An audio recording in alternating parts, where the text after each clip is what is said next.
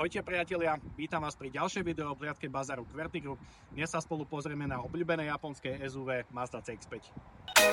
How can I be homophobic? My bitch is gay. Hitman in a top try, see a man topless, even a stick is gay. Hugging my brothers and say that I love them, but I don't swing that way. The man them celebrate Eid, the trap still running on Christmas Day. Somebody told Doja Cat that I'm trying to indulge in that. In my grey tracksuit, see the bulge in that, see the motion clap when you're throwing it. Tento model z roku 2018 je už štandardne vybavený 2,2 litrovým dieselovým štvorvalcom s výkonom 110 kW v spojení so 6-stupňovou automatickou prevodovkou. 113 000 km je doterajší nábeh, kombinovaná spotreba sa pohybuje niekde na úrovni okolo 5,5 až 6 litra v závislosti od toho, akú ťažkú nohu človek má. Take them risk and would have I prospered. Floating and I won't go under. Been out of town for a month. Absence made the love grow fonder. UK rapper, UK drill, gotta mention my name if you talk about the genre. Ak hľadáte auto s moderným dizajnom, prepracovanými technológiami, komfortom, dynamickosťou a efektivitou, tak tento model bude práve pre vás.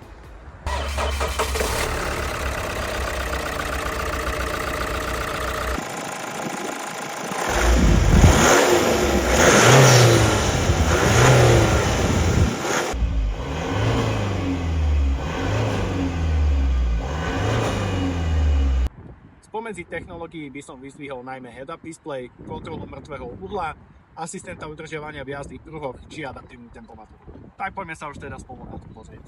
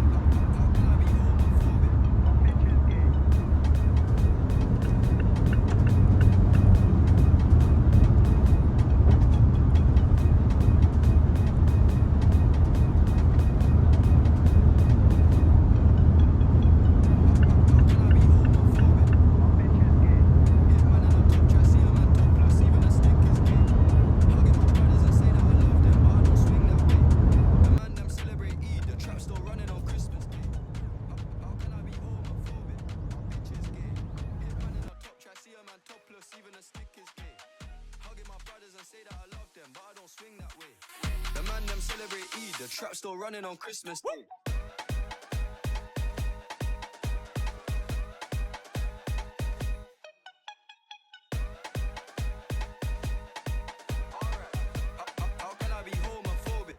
CX-5 je skvelou kombináciou štýlu, praktickosti a moderných technológií. Ak hľadáte auto, ktoré vám poskytne komfort, bezpečnosť a úspornosť, toto SUVčko by určite nemalo uniknúť vašej pozornosti. Zanechajte nám komentár, podelte sa s nami o svoje dojmy a nezabudnite sa prihlásiť na odber, aby ste boli informovaní o ďalších recenziách od QWERTY Group. Čaute.